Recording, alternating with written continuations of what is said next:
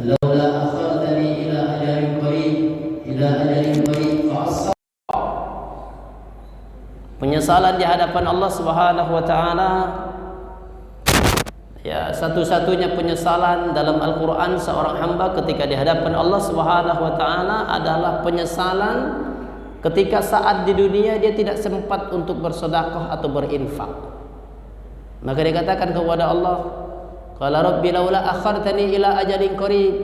Wahai Rabb, wahai Allah, andaikan engkau tangguhkan kematianku atau hidupkan aku kembali walaupun hanya sebentar, fa asaddaqa, maka aku akan bersedekah, aku akan berinfak. Dia tidak minta ketika hidup di dunia kembalikan ke dunia dia tidak minta untuk sholat, untuk puasa atau untuk ibadah yang lain. Tapi justru yang dia minta adalah supaya dia bisa bersedekah atau berinfak. Ya, karena begitu besarnya keutamaan sedekah atau infak. Ya.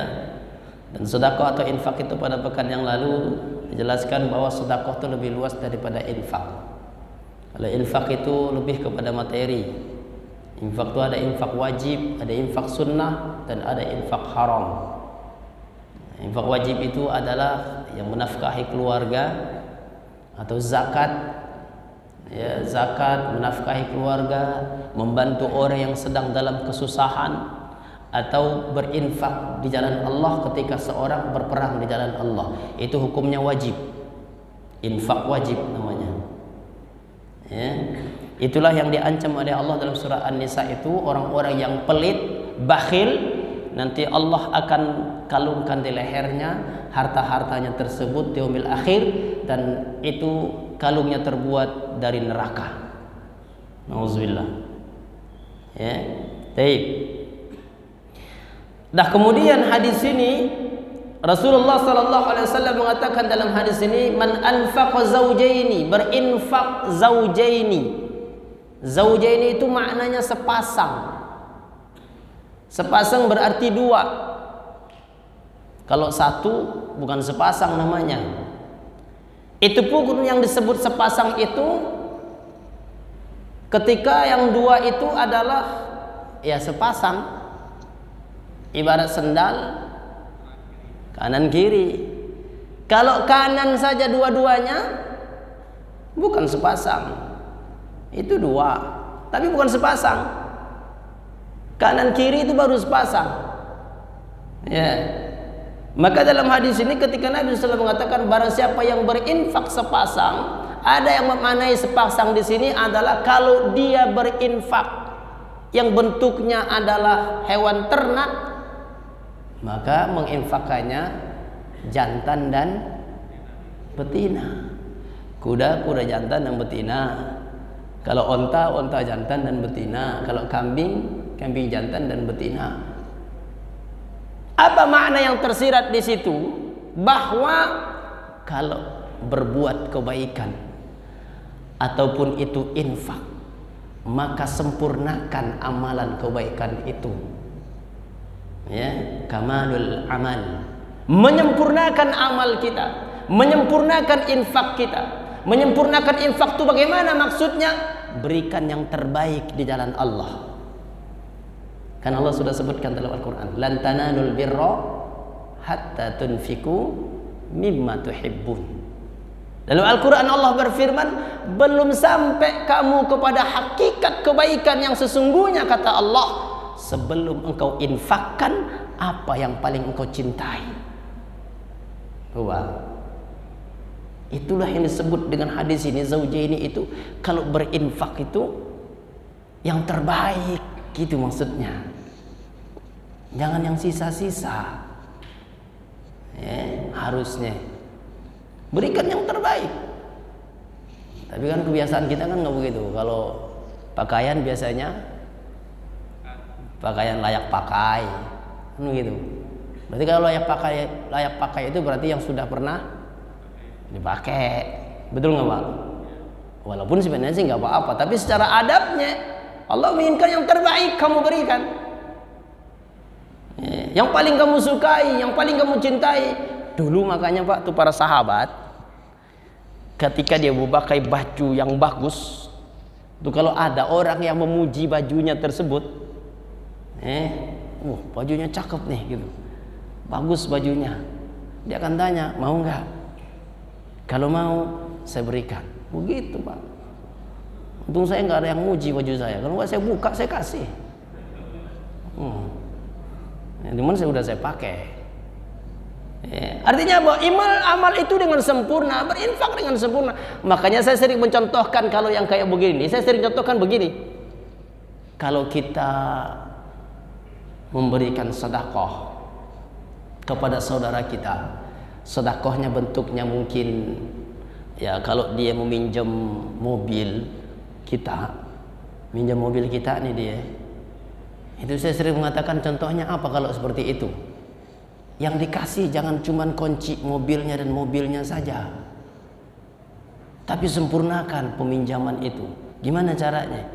Kasih kartu tolnya, kasih uang bensinnya, nih baru sempurna begitu. Ya. Kira-kira ada nggak orang yang minjemin kayak begitu? Ada. Saya mau tuh minjem yang kayak begitu tuh. Jadi kalau minjem itu nggak tanggung-tanggung, semuanya dikasih. Ini mobil, di kuncinya, ini uang bensinnya, ini etolnya. Nah, silakan. Masya Allah itu. Tapi kalau ada orang yang meminjamkan kayak begitu, saya yakin itu yang minjem nanti nggak bakal minjem lagi. Nggak enak dia. Ya, harus seperti itu. Itulah yang terbaik. Sempurnakan sedekahmu itu.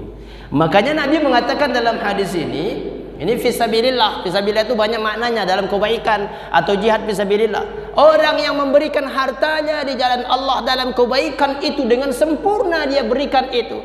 Termasuk dengan sempurna itu adalah ketika ia memberikan infak sedekah itu, bantuan itu dengan ikhlas karena Allah. Itu dengan sempurna. Karena kayak Allah mengatakan, "Wala tubtilu sadaqatikum bil manni wal adha." Jangan kalian batalkan sedekah kalian, infak kalian kata Allah dengan apa? Bil manni wal adha. Dengan menyebut-nyebut apa yang kalian sedekahkan atau infakkan dan menyakiti hati orang yang kalian sedekahi atau kalian berikan infak. Gitu, Pak. Jadi kalau kita membantu memberikan sedekah kepada orang, jangan sebut-sebut. Enggak usah disebut-sebut. Udah biarkan saja. Nggak usah cerita-cerita ke orang. Kalau bukan karena saya itu dia udah hancur. Dia kalau waktu itu bangkrut. Saya kasih dia bantuan, makanya dia naik lagi sekarang. Kalau enggak, udah hancur dia. Nah, itu nggak usah. Hilang, batal. Bukan tanggung-tanggung kata Allah. Tubtilu, batal. Sedekahmu, infakmu nilainya batal di hadapan Allah. Kalau kamu sebut-sebut itu. Apalagi menyakiti hati orang yang kita sedekah, orang yang kita infakin. Ngasih sama dia. Satu ketika dia nyakitin hati kita. Keluar dah tuh. Ya kan? Omongan kita nyakitin dia. Oh, situ nggak sadar ya. Emang yang bantu situ siapa? Yang ngasih modal siapa? Saya kan. Makanya situ jadi begitu lagi. Boleh nggak Pak begitu, Pak? Pak. Ya, elah. Itu menyakiti hati orang yang kita sedekah, tidak boleh, batal kata Allah. Walaupun dia menyakiti kita, biarkan saja. Kita memang ikhlas, nggak ada harapan kepada manusia kecuali hanya harapan kita Allah. Begitu harusnya. Ini mentang-mentang dinyakitin kita langsung keluar semua omongan kita. Wah, luar biasa. Nauzubillah.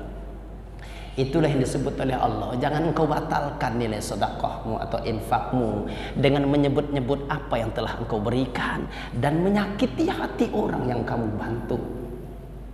Nah, kalau ikhlas ya ikhlas gitu maksudnya. Nggak usah diomongin gitu. Nggak usah berharap juga kebaikan dari orang itu. Gitu, Pak.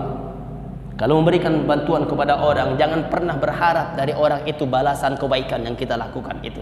Karena yang akan membalasnya bukan dia, tapi Allah. Pertanyaannya, bolehkah kita berharap kepada Allah? Kita bantu dia dengan harapan kita balasan dari Allah. Boleh atau tidak? Pak, ini setiap saatnya nggak ada yang jawab nih, saya pulang nih. Hah? Boleh atau tidak? Boleh. Amal apapun yang kita lakukan, berharap kita kepada Allah boleh. Yang tidak boleh berharap itu kepada makhluk, kepada manusia, tidak boleh. Kalau pada Allah boleh. Kenapa? Allah menjanjikan kepada kita, innalladzina amanu wa amilus salihati lahum jannatin na'im. Kan Allah sudah janjikan bagi orang-orang yang melakukan amal soleh, beriman dan amal soleh, apa kata Allah? Bagi mereka adalah surga. Itu kan harapan kita kepada Allah, bukan kepada manusia. Ya. Kita berharap tidak kepada manusia, tapi kepada Allah. Bolehkah berharap kepada Allah? Emang harus kita berharap kepada Allah, karena Allah yang memberikan. Jadi begitu. Jadi berharaplah kepada Allah. Kalau ingin membantu orang, jangan berharap kepada orang yang kita bantu. Kalau berharap kepada orang, kita nggak dapat apa-apa. Fisabilillah. Maka balasannya kata Allah, nudiya min abwabil jannah. Ya, engkau akan dipanggil dari pintu-pintu surga, kata Nabi SAW. Ya Abdullah, hada khair. Kata Nabi, wahai hamba Allah, inilah puncaknya dari kebaikanmu selama ini yang kau lakukan. Gitu maksudnya. Sedekah yang ia berikan dengan sempurna, amal-amal dia sempurnakan. Maka Nabi mengatakan, wahai hamba Allah, inilah puncaknya dari kebaikan yang kau lakukan. Ya. Maka oleh karena itu kalau beramal itu jangan tanggung-tanggung. Sempurnakan apapun itu, mau sedekah kah, mau ibadah yang lain, termasuk sholat kita. Kalau sholat jangan tanggung-tanggung, sholat ya sholat beneran gitu maksudnya.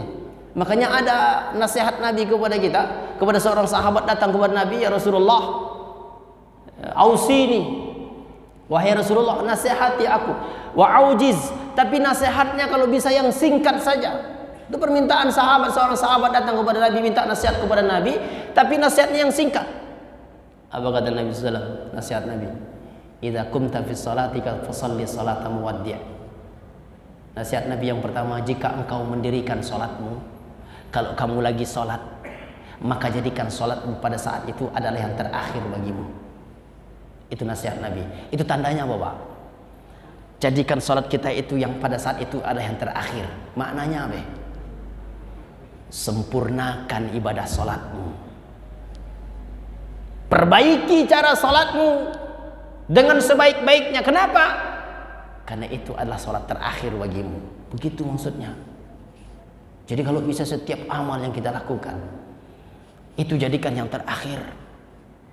Saat kita bersedekah dengan keikhlasan kita, dengan yang terbaik kita berikan di jalan Allah, anggaplah ini sedekah saya yang terakhir. Keikhlasan muncul, begitu maksudnya. Termasuk sholat juga begitu. Kalau lagi sholat kita, jadikan itu yang terakhir. Ini kayak sholat maghrib tadi. Jadikan sholat maghrib yang tadi yang terakhir. Kalau masih sempat sholat isya, berarti sholat isya nanti adalah yang terakhir. Siap nggak kira-kira, Pak? Kalau umpamanya sholat isya nanti yang terakhir, itu siap nggak kira-kira kita? Hah? Oh, ada yang siap jangan-jangan nih. Nggak apa-apa, ini malam Jumat. Apa-apa. Nggak apa-apa. Ini juga sekarang juga kita meninggal semua nih, nggak apa-apa nih. Lagi begini nih kita meninggal semua, nggak apa-apa. Betul nggak, Pak? Nggak apa-apa. Malam Jumat di masjid lagi dengerin taklim, husnul khotimah, dan beritanya akan viral. Cuma sama jahat takwa lagi dengar itu kan mati semua, viral itu. Betul nggak, Pak? Begitu. Takut-takut amat kita kalau mati. Nggak usah takut-takut mati. Mati itu pasti, nggak usah takut. Taib ya. Jadi gitu, Pak. Jadi jemaah yang dimuliakan oleh Allah Subhanahu wa taala, ini pelajaran bagi kita, al-kamal fil a'mal. Bagaimana kita menyempurnakan amal-amal kita semuanya. Yang terbaik berikan kepada Allah. Makanya seorang ulama Sukudoy mengatakan, ihsannya seorang hamba, berbuat baiknya seorang hamba kepada Allah Subhanahu wa taala. Karena kan kebaikan itu, berbuat baik itu ada 3 macam. Berbuat baik kepada Allah dan Rasulnya, berbuat baik kepada sama manusia, berbuat baik kepada makhluk Allah. Maka bentuk berbuat baiknya seorang hamba kepada Allah Subhanahu wa taala, memprioritaskan semua yang ia miliki, prioritas utamanya adalah untuk Allah. Itulah hamba yang berbuat baik kepada Allah. Harta yang ia gunakan yang terbaik, prioritas utamanya untuk Allah. Waktu yang ia gunakan yang terbaik itu, yang paling utama itu, dia gunakan untuk Allah. Makanya kalau orang beriman itu, kalau yang baik, berbuat baik kepada Allah, dia tidak akan mau menunda salatnya. Karena waktu salat yang utama itu adalah di awal waktu, dia berikan kepada Allah. Begitu harusnya. Ini masih udah azan, masih sekak, mati. Nggak boleh sebenarnya, betul nggak Pak? Itu nggak di sini, jauh. Sini mah nggak ada, ya Pak ya. Jangan. Apapun aktivitasmu, ya ayyuhalladzina amanu idza nudiya lis-salati min yaumil jumu'ati fas'au ila dzikrillah wa dzarul bai'. Memang dalam ayat ini Allah panggil saat hari Jumat, tapi sesungguhnya tidak. Kapanpun kata Allah, kalau Allah sudah memanggilmu dengan panggilan azan itu, maka tinggalkan wadzarul bai'. Tinggalkan jual belimu. Jual beli itu keuntungan loh Pak. Makanya Allah itu menggunakannya jual beli, karena bisnismu tinggalkan. Kenapa? Bisnis itu menjanjikan kehidupan dunia. Dagangan itu menjanjikan kehidupan dunia. Kata Allah, tinggalkan. Penuhi panggilan itu. Makanya dulu kalau di Makkah itu dulu tapi ya, itu kalau sudah berkumandang azan, itu toko-tokonya itu dibiarkan aja, nggak ada yang jagain, terbuka aja, orang sholat semua. Betul tidak Bang? Iya, tinggalkan semuanya. Masya Allah. Karena memang itulah yang paling utama. Tapi kalau di sini, kalau toko-toko ditinggalkan begitu azan, bagus juga itu. Ya. Jangankan ditinggal, orang di situ aja masih diambil, ya, dijambret. Lagi sekarang ini kriminalitas luar biasa nih, Bang. Hati-hati juga kita saat ini. Ya, orang sekarang sudah tidak lagi berpikir tentang dia ketika saat melakukan itu apa yang berakibat kepada dia udah nggak mikirin itu. Yang penting dia lakukan. Sekarang begitu modelnya, jambret orang, rampok orang. Makanya kadang-kadang saya kalau kuliah subuh tuh berangkat tuh kadang-kadang ngeri-ngeri juga kalau pakai motor. Karena yang namanya begal-begal itu udah nggak mikirin mau ustadz kayak mau apa kayak, dihajar aja sama dia, betul nggak Pak? Iya. Berarti ustadz takut juga dong, takut juga sih kalau yang kayak begitu mah. Walaupun juga takdir itu di sisi Allah. Baik begitu ya. Jadi itulah orang yang berbuat baik kepada Allah, memprioritaskan semua yang ia miliki untuk Allah. Harta yang paling utama digunakan untuk Allah. Itulah para sahabat, lihat bagaimana mereka menggunakan harta mereka hanya untuk Allah, prioritas utamanya. Pada pekan yang lalu saya ceritakan, begitu luar biasanya kaya rayanya mereka. Tapi saat mereka meninggal tidak ada yang meninggalkan warisan yang banyak. Dan mereka nggak pernah mikirin kalau saya meninggal anak saya makan apa, istri saya makan apa. Enggak, sahabat nggak ada mikirin itu Pak. Kenapa? Karena mereka yakin begitu dia nggak ada, Allah sudah jamin rezekinya mereka, pasti Allah akan kasih. Kalau kita kan belum nyampe begitu, betul Pak? Kalau kita meninggal, saya mati, anak saya makan apa, sekolahnya gimana, istri saya gimana. Padahal mah kalau kita banyak ninggalin harta juga, kita meninggal, istri nikah lagi, yang dapat siapa? Pak, suaminya. Saya sih bukan provokator ya, bukan. Cuma nyampein doang. Sayang juga kan? Ya, begitu. Makanya habis-habisin sekarang. Udah infak-infakin aja sekarang sebelum kita meninggal. Nah, kalau istri kita nanya, "Kenapa? Ada apa nih, Pak? Aku diinfakin semua. Ntar kalau saya mati kamu kawin lagi, habis harta saya." Begitu. Ya, baik. Enggak. Itu terlalu ekstrim kalau begitu. Baik ya. Maka inilah puncak kebaikan itu kata Nabi SAW. Maka ketika itu Rasulullah SAW baru menggambarkan tentang surga. Faman kana min ahli salah du'iya min babis salah. Orang yang sempurna amal-amalnya tadi dikatakan oleh Rasulullah SAW itu dia akan dipanggil dari pintu-pintu surga itu oleh Allah Subhanahu wa taala. Dan kemudian Nabi rinci bagi mereka-mereka yang ingin masuk surga melalui pintunya masing-masing. Nabi katakan dalam hadis ini, "Wa man kana min ahli salah du'iya min babis salah." Wa man kana min ahli jihad du'iya min babil jihad, wa man kana min ahli sadaqah du'iya min babi sadaqah, wa man kana min ahli siyam du'iya min babir rayyan. Jamaah yang dimuliakan oleh Allah. Ini Nabi ingin menggambarkan kepada kita. Surga itu kan ada 8 pintunya. Kalau kita rinci, kita lihat dalam hadis-hadis Nabi, itu ada 8 pintu surga. Dan yang Nabi sebutkan dalam hadis ini ada 4 pintu surga. Pintu salat, pintu sedekah, pintu jihad, dan pintu puasa atau pintu ar-rayyan. 4 yang lainnya Nabi sebutkan dalam hadis yang lain. Nah, Rasulullah SAW mengatakan dalam hadis ini, kalau memang kita hebat atau ingin memilih salah satu dari pintu surga itu, maka kita harus hebat dalam salah satu ibadah kita kepada Allah. Pertama, Nabi katakan, kalau dia hebat dalam sholat, akan dipanggil dari pintu sholat. Hebat dalam sholat itu apa maksudnya? Bukan sholat wajib. Kalau sholat wajib itu sudah tidak menjadi hitungan. Kenapa? Karena sudah wajib. Jadi jangan pernah kita mengatakan, oh saya hebat Ustaz, sholat zuhur saya setiap zuhur sholat, sholat asar setiap asar saya sholat, hebat. Bukan itu maksudnya. Apa yang dimaksud dengan hebat di sini? Sholat sunnahnya. Karena sholat wajib itu sudah wajib. Maksudnya apa? Salah satu sholat sunnah itu bisa nggak kita unggulkan kepada Allah? Atau semua sholat sunnah itu kita hidupkan? Bagus. Salat apa saja salat sunnah? Salat rawatib, salat tahajud, salat duha, apa lagi itu? Salat wudu, ya? Atau salat sunnah mutlak. Salat sunnah mutlak itu kapan aja salat dia, kapan aja itu namanya salat sunnah mutlak namanya. Tapi dua-dua jumlahnya terserah. Ini namanya salat sunnah mutlak. Adakah? Ada. Yang tidak boleh salat sunnah mutlak itu waktunya ada.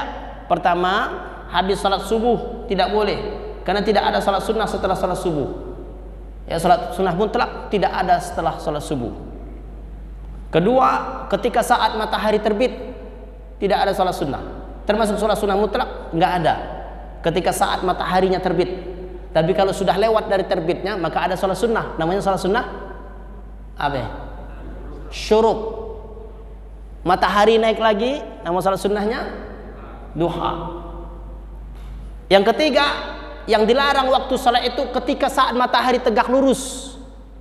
Maka tidak ada salat sunnah pada saat itu. Termasuk salat sunnah mutlak juga tidak ada. Tidak boleh, dilarang oleh Nabi ketika saat matahari tegak lurus, ketika saat benda tidak punya bayangan, lurus gitu maksudnya. Itu enggak ada salat sunnah. Dan yang ke berapa? Yang keempat, setelah salat asar. Tidak ada salat sunnah mutlak setelah salat asar. Dan yang kelima, di saat matahari terbenam. Enggak ada salat sunnah. Itu yang dilarang. Tapi selain itu, salat sunnah mutlak silakan. 2 rakaat jumlahnya silakan. Dan kalau salat sunnah yang disebut nama-namanya itu tadi, salat rawatib, salat tahajud, salat duha, salat wudu, tahiyatul masjid kalau masuk masjid, silakan hidupkan salat-salat sunnah itu. Dan yang paling utama, walaupun semuanya utama, dan yang paling utama dari yang paling utama itu adalah salat tahajud dan salat rawatib. Nabi tidak pernah meninggalkan dalam kondisi apapun salat tahajud. Ada dua salat sunnah yang tidak pernah ditinggalkan Nabi dalam kondisi apapun. Qabliyah subuh dan salat tahajud. Nabi nggak pernah tinggalkan. Saking Nabi tidak pernah tinggalkan salat tahajud itu, kalau malamnya Nabi nggak terbangun karena ketiduran, capek dan sebagainya, Nabi ganti pada siangnya. Tapi itu bagi orang yang sudah terbiasa, sudah rutin, kayak Rasulullah SAW. Sekali-kali sholat tahajud cuma sekali-kali doang. Enggak bangun, siangnya ganti sholat tahajud. Enggak benar, enggak bisa begitu. Ya sholat witir, sholat witir. Saking perlunya sholat witir itu Nabi sampai menyebutkan apa? Kalau bisa, kalau khawatir nanti malam kita enggak bangun, maka setelah sholat isya sholat witir. Itu perintah Rasulullah SAW. Maka ini sholat sunnah ini. Kemudian salat rawatib. Salat rawatib itu ketika Allah Subhanahu wa taala mengatakan dalam hadis qudsi, awwalu ma yuhasabu minal 'abdi yaumil qiyamati as-shalah. Pertama kali yang dihisab yaumil akhir dari seorang hamba adalah salatnya. Kalau sempurna salat wajibnya, maka sempurnakan seluruh amalnya kata Allah. Tapi kalau ada kekurangan dari salat wajibnya, fanzuru ila tatawwu'. Kata Allah, kalau ada kekurangan salat wajibnya, maksudnya kekurangan itu bukan waktu salatnya yang kurang, kadang-kadang zuhur enggak, kadang asar enggak begitu maksudnya. Kekurangan itu maksudnya kurang sempurna salatnya. Karena mungkin banyak gangguan saat salat itu.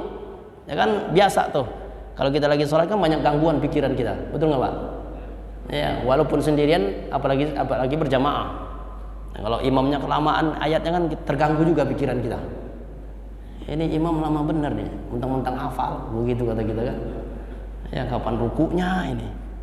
Ya, nggak apa-apa. Sekali-kali imam tuh, yang panjang itu, kalau bisa itu yang disunnahkan. Walaupun ada hadis lain juga mengatakan, Nabi juga pernah juga pendek. Yang disunnah itu kan pada sholat subuh. Sholat subuh itu disunnahkan baca ayatnya lebih panjang. Sampai ada hadis riwayat Bukhari Muslim itu Nabi kadang-kadang membaca 60 ayat ketika sholat subuh. Bahkan ada keterangan sahabat mengatakan, kami seringkali kalau sholat subuh itu setelah selesai sholat subuh, enggak lama setelah itu maka matahari atau sudah kelihatan siang. Itu karena lamanya Nabi ketika saat sholat subuh. Tapi itu juga dilihat jamaahnya. Kalau semuanya kuat nggak apa-apa. Tapi kalau jamaahnya nggak semuanya kuat, jangan. Imam juga harus ngerti tentang kondisi jamaah. Begitu maksudnya. Ya, kalau kuat semua nggak apa-apa. Tapi bagi jamaah yang tidak kuat, boleh dibolehkan untuk duduk sholatnya, nggak masalah. Ya, kalau tidak kuat berdiri. Baik ya. Jadi sholat sunnah. Ya. Nah, dimaksud oleh Rasulullah itu tidak sempurna itu sholat wajibnya itu karena pelaksanaannya. Lalu apa yang dilihat kata Allah? Lihat sholat sunnahnya. Sholat sunnah apa? Rawatibnya. Ada nggak sholat rawatib dia? Bapak Ibu, itulah pentingnya sholat rawatib. Qabliyah dan ba'diyah itu pentingnya itu. Untuk apa? Menyempurnakan sholat wajibmu. Kan kita jauh dari kesempurnaan sholat wajib kita. Iya kan? Jauh dari kesempurnaan. Ya, sholat wajib kita. Maka sempurnakan dengan sholat sunnah rawatib kita. Maka kalau bisa jangan tinggalkan sholat rawatib. Ya. Atau sholat sunnah yang lainnya. Hidupkan. Kalau ingin dipanggil dari pintu sholat, masuk surganya. Atau yang kedua kata Nabi, wa man kana min ahli jihad du'iya min babil jihad. Orang yang ahli dalam jihad itu maksudnya apa? Mati syahid, berperang di jalan Allah. Mungkin kalau hari ini kita nggak bisa, karena kita mau perang sama siapa di sini? Kalau perang cyber, iya, harus Pak. Perang cyber tuh kalau kita punya kemampuan untuk itu, perlu kita perangi secara apa namanya, media. Ya, karena banyak luar biasa sekarang ini penyerangan itu melalui media cyber itu.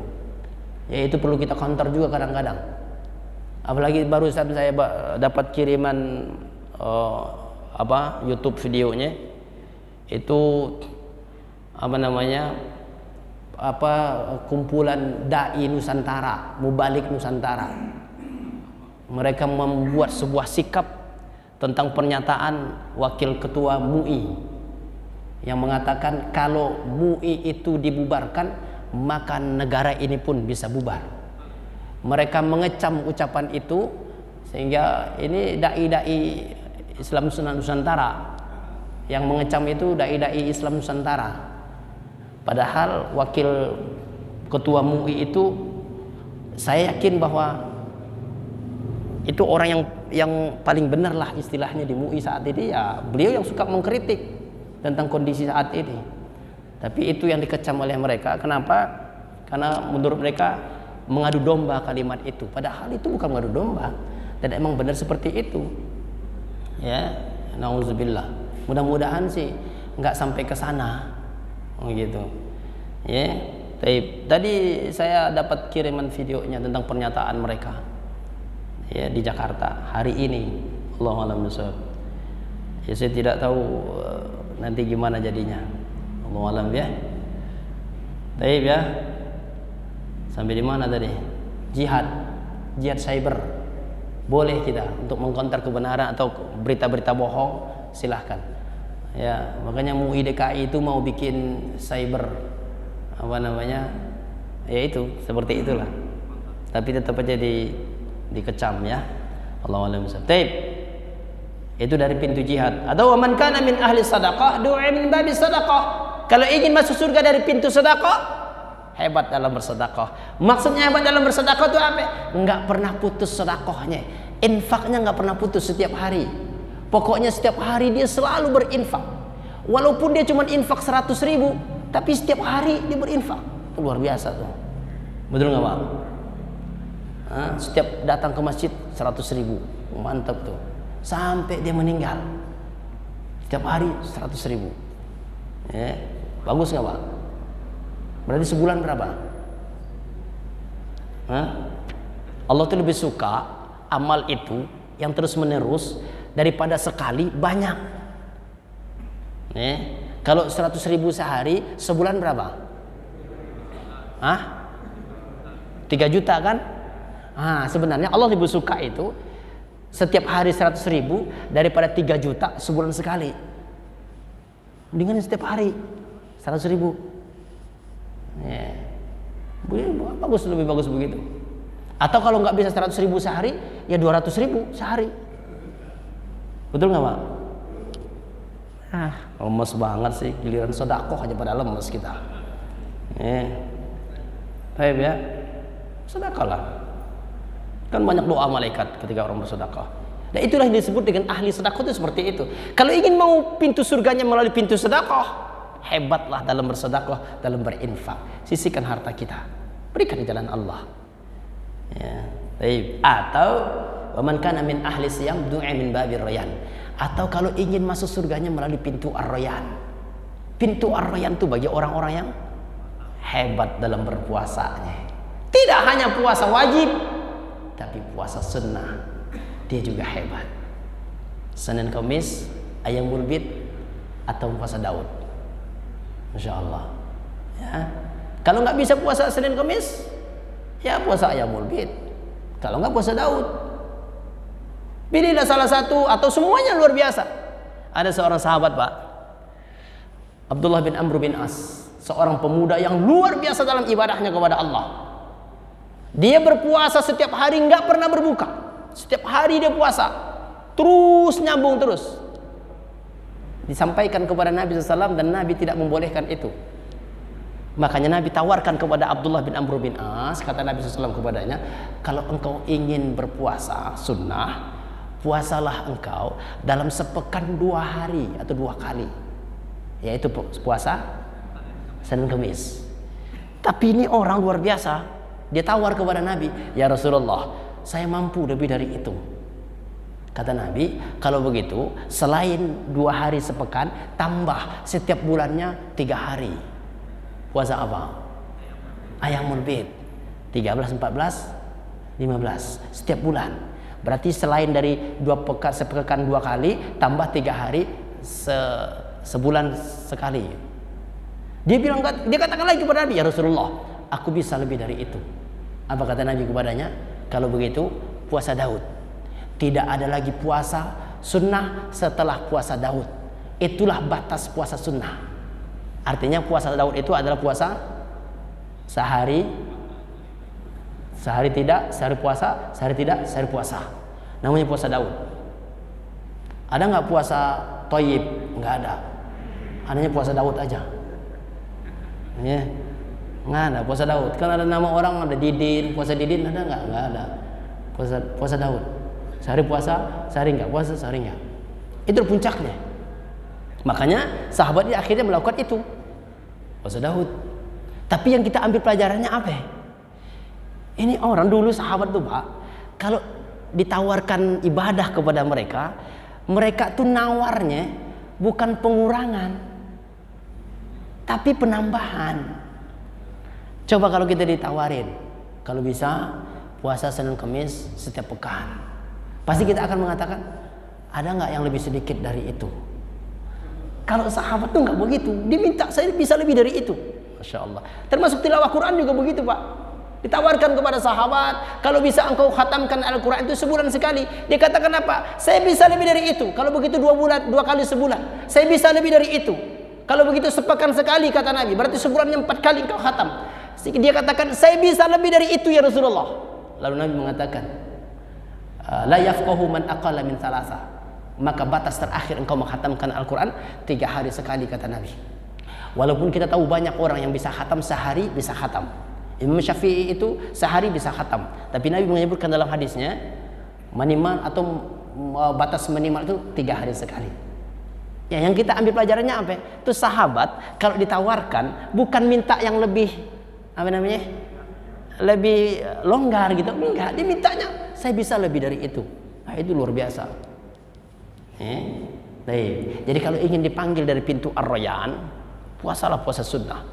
Hebat puasa sunnah. Senin, Kamis, atau puasa Ayyamul Bid, atau puasa Daud. Salah satu, atau semuanya, masya Allah. Walaupun kita semua, saya yakin kita berbeda-beda kemampuannya. Baik ya. Nah, setelah Nabi menyebutkan itu, walaupun nanti pintu surga yang lain 4 itu dalam hadis yang lain, ada pintu Aiman, ada pintu Kazimin al-Ghaiz. Pintu surganya bagi orang-orang yang mampu menahan amarah, bagi orang-orang yang berbuat amal soleh yang banyak. Pintu Al-Aiman, itu pintu surga yang lain. Ada 8 pintu surga itu. Walaupun Nabi mengatakan tingkatan surga itu ada 100 tingkatan. Inna fil jannati mi'atu darajah. Surga itu, sungguhnya surga itu kata Nabi ada 100 tingkatan. Tapi pintunya Nabi sebutkan ada 8 pintu. Tapi kita nggak usah ngebayanginnya 100 tingkatan, 8 pintu, gimana caranya? Nggak usah dibayangin, nggak nyampe kita. Dan Nabi mengatakan 100 tingkatan itu, tingkatan yang pertama dengan tingkatan yang antara tingkatan itu jaraknya antara langit dan bumi.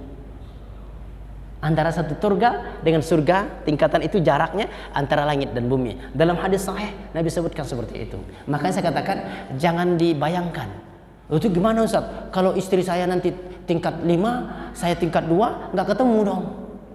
Nggak begitu membayanginnya. Nggak usah dibayangkan. Yang penting kita doa dulu, yang penting masuk surga. Nggak ketemu istri, nggak apa-apa. Kan banyak bidadarinya. Betul nggak Pak? Betul masuk surga. Maka 100 tingkatan itu kata Nabi, yang paling tinggi adalah surga Firdaus. Makanya kalau berdoa kata Nabi SAW, berdoalah minta surga Firdaus yang paling tinggi. Kalau berdoa begitu, jangan berdoa seperti orang yang nggak pede. Ya Allah, masukkan aku ke surgamu. Ya yang paling bawah cukuplah. Karena amal saya sedikit. Enggak begitu Pak. Mintanya yang paling tinggi. Walaupun amal kita sedikit, minta surga yang paling tinggi. Logikanya nih Pak, kalau pakai logika ya, kalau kita minta paling tinggi, kalau doa kita meleset, masih ada bawahnya. Meleset lagi, bawahnya lagi. Kan 100 tingkatan. Tapi kalau kita minta yang paling bawah, kalau meleset, masuk neraka. Itu logika kita. Tapi logika kita tidak bisa dibawakan dalam akhirat. Baik ya. Jadi itu pintu-pintu surga. Silahkan pilih kata Allah. Itulah yang dimaksud dengan hadis ini. Tentukan surgamu. Bagaimana caranya? Dengan amalmu kepada Allah. Engkau bisa tentukan pintu mana yang kau masuki surga itu. Terakhir, hadis ini memberikan gambaran tentang Abu Bakar As-Siddiq radhiyallahu anhu. Setelah Nabi sampaikan itu dalam hadis ini, Abu Bakar bertanya kepada Nabi, ya Rasulullah, kalau orang peramalnya masuk surga, artinya kalau dia ahli salat masuk pintu salat, sedekah pintu sedekah. Kata Abu Bakar, kalau seperti itu ya Rasulullah, itu mah sudah biasa. Artinya emang sudah sepatutnya, begitu maksudnya. Karena dia sudah memilih pintunya melalui amal-amalnya dia. Yang ingin dia tanyakan apa? Ya Rasulullah, yang ingin saya tanyakan, ada nggak orang yang masuk surganya bukan hanya satu pintu surga yang memanggil dia, tapi 8 pintu surga itu memanggil dia. Itu yang ditanyakan oleh Abu Bakar. Kalau masing-masing amalnya ahli sholat dipanggil dari pintu sholat, itu udah biasa, kata Abu Bakar. Emang dia ahli di situ. Tapi ada nggak orang yang semua pintu surga itu memanggil dia? Artinya apa? Semua surga berebut dengan dia. Masya Allah. Ini orang luar biasa. Tapi apa jawaban Nabi? Nabi mengatakan na'am. Kata Nabi ada orang yang kayak begitu, yang dipanggil dari semua pintu surga. Semua surga pintu itu berebut untuk memasukkan ia melalui pintunya. Dan Nabi mengatakan, wa arju an takuna minhum. Dan aku berharap, kata Nabi, engkau wahai Abu Bakar termasuk salah satu dari mereka. Jadi Abu Bakar tuh Pak, masuk surganya bukan hanya satu pintu surga yang memanggil dia. 8 pintu surga itu memanggil Abu Bakar semuanya, berebut dengan Abu Bakar. Masya Allah, ini orang luar biasa. Jadi hadis ini sekalian menyebutkan tentang keistimewaan Abu Bakar As-Siddiq radhiyallahu anhu. Kalau bisa kita kayak Abu Bakar ini, waduh, Masya Allah Pak. Kira-kira bisa nggak Pak? Ya begini aja udah gak optimis, bagaimana? Bisa nggak kira-kira? Memang agak berat. Kenapa Nabi menyebutkan seperti itu? Abu Bakar dipanggil di semua pintu surga. Karena memang Abu Bakar ini keistimewaannya luar biasa. Walaupun sesungguhnya masing-masing sahabat Nabi itu memiliki keistimewaan. Contoh Umar. Apa keistimewaannya Umar? Di samping keistimewaan yang lain, apa yang paling menyolok dari Umar keistimewaannya?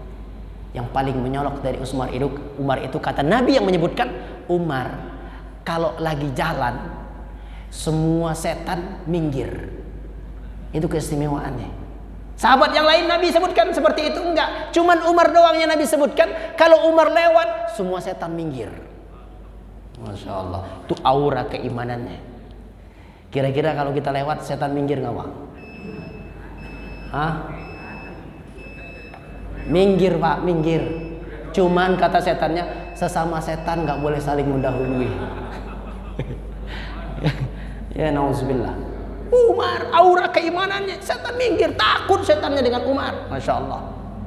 Utsman, apa keistimewaan Utsman? Nabi menyebutkan, Utsman itu orang yang paling pemalu, sampai malaikat pun malu kepadanya. Itu Utsman. Makanya Nabi kalau manggil Utsman datang ke kamarnya, Nabi itu hati-hati betul dengan pakaiannya. Kan pernah kisahnya, Nabi panggil Abu Bakar datang masuk ke kamar Nabi, masuk Abu Bakar. Lalu dipanggil Umar, Umar masuk. Tapi begitu dipanggil Utsman sampai pintu kamar Nabi, dia balik lagi. Nabi periksa pakaiannya, ternyata lutut Nabi terbuka. Nabi tutup lututnya, Nabi panggil Utsman, barulah Utsman masuk. Dia malu melihat lututnya Nabi. Makanya Nabi saat itulah keluar hadis itu, Utsman ini jangankan orang, malaikat saja malu kepadanya. Masya Allah. Kalau kita mah malu-maluin Pak. Utsman ada kelebihan. Abdullah bin Mas'ud apa kelebihannya? Abdullah bin Mas'ud itu kelebihannya, Nabi satu-satunya sahabat yang Nabi minta untuk dibacakan Al-Quran kepada Nabi, Abdullah bin Mas'ud. Yang lain nggak ada. Sahabat yang lain itu nggak pernah Nabi mengatakan bacakan Al-Quran itu kepadaku, nggak ada. Tapi Abdullah bin Mas'ud, Nabi pernah mengatakan, ya Abdullah, kata Nabi, wahai Abdullah, iqra'i Qur'an alaiya, bacakan Al-Quran itu kepadaku. Itu Abdullah bin Mas'ud kelebihannya. Ali kelebihannya apa?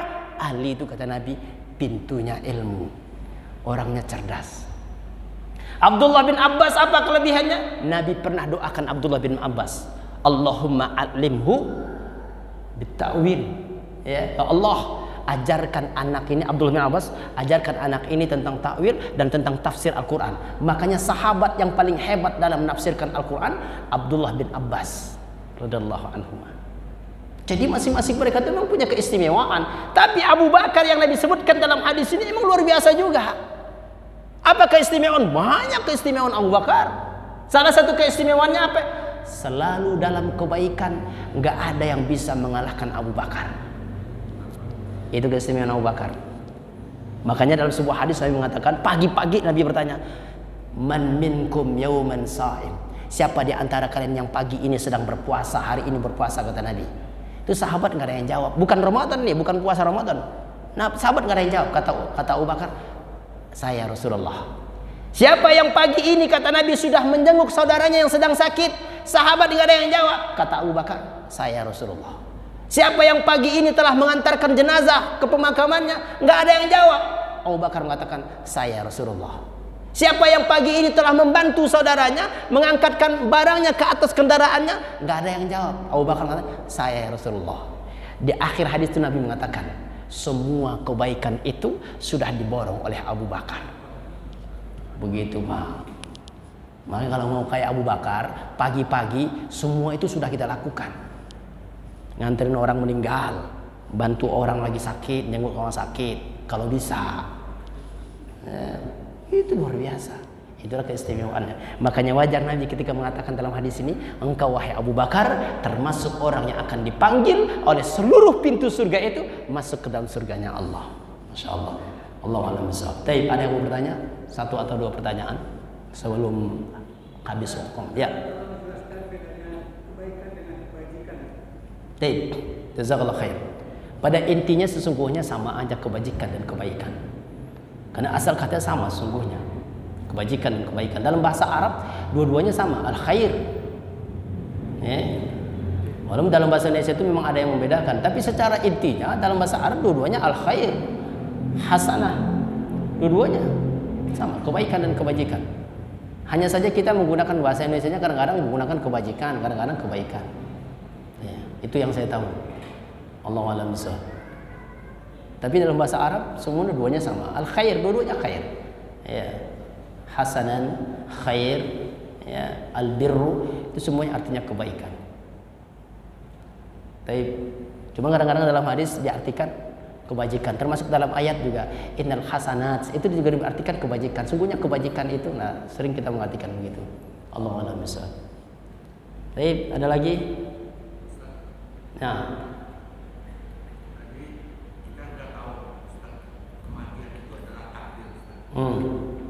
bagaimana kalau terlintas di hati kita bahwa takut kita dengan mati, seperti naik pesawat ini, karena ini pilot kedua naik mobil, Pak, tolong jangan kencang-kencang.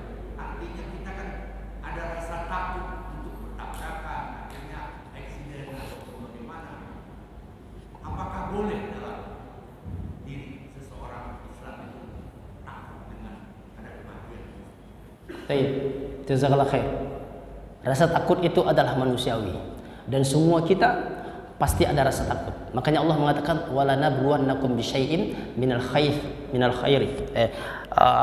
Wala nabluwannakum bisyai'in minal khairi minal khauf wal ju' wa naqsi minal amwal wal anfusi wath thamarat. Al khauf, rasa takut adalah ujian bagimu dan memang Allah berikan dalam hati kita. Makanya takut itu adalah merupakan manusiawi. Tapi takut yang seperti apa yang dibenarkan dalam Islam? Takut yang dibenarkan dalam Islam itu takut kepada Allah, takut akan azab Allah, takut akan siksaan Allah. Itulah yang dibenarkan. Yang takut yang sesungguhnya. Bagaimana dengan takut ketika saat naik pesawat, nanti kecelakaan? Bolehkah ada rasa takut? Boleh. Itu manusiawi. Manusiawi takut itu. Kita nggak boleh sombong juga. Ngapain sih takut-takut sih? Pasti inilah. Enggak. Manusiawi. Tapi rasa takut yang seperti itu tidak membuat kita melebihi kita rasa takut kita kepada Allah. Gitu maksudnya. Karena takut yang sesungguhnya itu takut akan azab Allah, takut akan siksaan Allah. Kalau takut yang manusiawi boleh. Seperti saya tadi kalau pulang malam saya berangkat takut dengan begal maksudnya. Bolehkah? Boleh, manusiawi. Tapi kalau takut sama setan, itu nggak benar. Keluar rumah mau ke masjid kenapa? Takut sama siapa? Sama setan. Mama takut sama setan. Setan yang takut sama kita, jangan setan kita yang takut sama setan. Kita ini terlalu banyak terobsesi dengan film. Dulu kan film-film kita itu selalu dihantui dengan kalau ketemu setan baca ayat kursi, Al-Falaq begitu. Padahal enggak mesti begitu juga.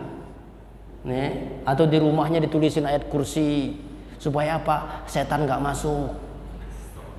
Ayat kursi itu setan tuh nggak bakal baca. Ditulis segede apa juga setan nggak bakal baca.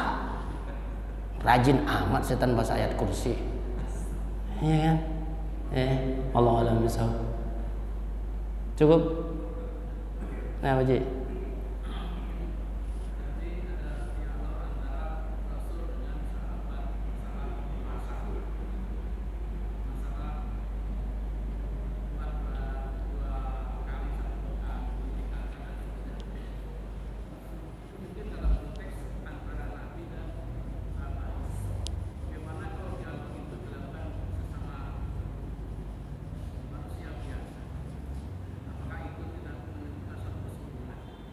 Suatu apa?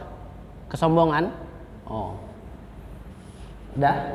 Baik, jazakallahu khair. Betul. Dialog Rasul dengan sahabat itu menjadi ibrah bagi kita. Bukan berarti kita juga harus berdialog dengan sahabat kita berapa hari kuatnya. Ayo. Nggak mesti. Walaupun sah-sah aja sebenarnya. Antara kita berdua dengan dia. Makanya kalau bisa nih Pak, kalau kita ketemu dengan saudara kita yang sudah lama kita nggak ketemu dengan dia, jangan hanya bertanya anak udah berapa, istrinya udah berapa. Jangan hanya itu yang ditanyakan. Kalau bisa nih, hafal Quran udah berapa juz? Mantep itu. Udah berapa juz hafal Qurannya? Sholat tahajudnya masih nggak setiap malam? Mantep itu. Walaupun apakah ada ketika saat ditanya seperti dia menjawab, oh saya alhamdulillah masih 1 hari 1 juz. Apakah karena sombong? Belum tentu. Yang tahu sombong atau tidak dia sendiri. Tujuan kita bukan untuk itu, tapi memotivasi diri kita yang bertanya kepada dia, oh ternyata dia luar biasa, sehari masih 1 juz, saya belum mampu. Gitu harusnya. Jadi bukan untuk menunjukkan kehebatan kita, tidak. Tapi Rasul dengan sahabat dialog itu menjadi ibrah bagi kita, contoh buat kita. Oh ternyata sahabat dalam ibadahnya kepada Allah luar biasa. Seperti itu Pak Haji. Tapi antara kita dialog, bolehkah? Silakan aja. Kalau kita bertanya berapa hari, udah berapa juz hafalnya? Saya kan ditanya dijawab aja. Saya udah alhamdulillah 5 juz gitu. Setiap hari masih salat tahajud nggak? Setiap malam alhamdulillah masih. Apakah sombong? Enggak, belum tentu. Ya karena ditanya. Yang kadang-kadang yang tidak ini itu ketika dia nggak ditanya ngomong sendiri. Oh saya sih alhamdulillah nih, nggak ada yang nanya padahal. Saya udah hafal 5 juz. Atau dengan ada ungkapan merendah tapi ada sedikit riak dalam hatinya. Apa contohnya? Gini contohnya. Saya salut dengan si Anu itu. Dia dalam 3 hari bisa hafal 10 juz Al-Quran. Saya udah nyoba sepekan baru bisa hafal 3 juz Quran. Kira-kira ini apa ya? Walaupun kita nggak boleh menjustis dia nih, ini orang ria. Tapi ini ada terselubung khawatirnya dalam hati kita. Dalam hatinya dia itu ingin mengatakan bahwa sepekan dia bisa 3 juz Al-Quran. Gitu loh. Ini namanya ria yang merendah. Paham nggak maksudnya Pak? Ya kan? Ria yang merendah. Oh saya salut sama dia. Dia 3 hari bisa hafal 10 juz. Saya udah mati-matian berusaha sepekan bisa cuman hafal 3 juz. Dah. Nggak usah diomongin yang nggak begitu mah. Ya Allah alam bisawab. Tapi udah komat tuh. Udah komat. Nanti diprotes sama jamaah. Waktunya udah lambat. Allah alam bisawab. Subhanakallahumma bihamdika asyhadu an la ilaha illa anta astaghfiruka wa atubu ilaik. Assalamualaikum warahmatullahi wabarakatuh. Hah?